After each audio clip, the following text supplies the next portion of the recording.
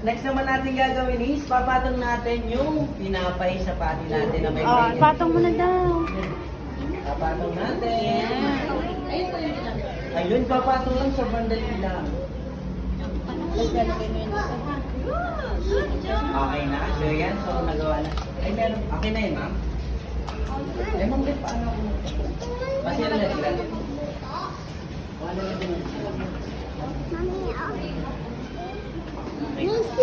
Sige, so next naman natin gagawin is ilalagay naman natin sa wrap. Alright. Sa wrap naman natin, ilagay natin may plato. Tuturuan ka nga. Sige, okay sa sa lamesa na lang.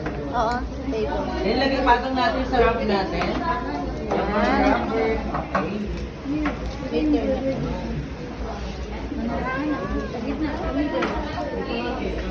Sa gitna, dapat sa pinakagitna ha. Ang gitna mo daw na.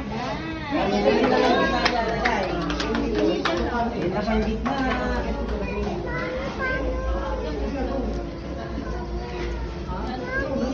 Okay na, Jollibee? Mamaya tuturuan ka. Tumingin ka kasi kay Macy.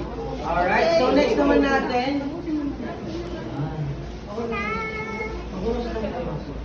I-fold naman natin yung unang side lang. Side daw, side. Isa lang. Unang side lang po na Yan, ito. ganyan lang. Yan, tama. Then dapat cover ng cover ha. Wow, ang galing.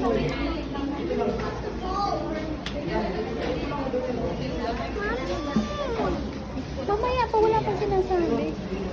Sige muna, unang cover muna ha. Mambaligtad na. Ay, okay pala. Dito baby sabi. Tama yun, mamaya. Mamaya sinasabi.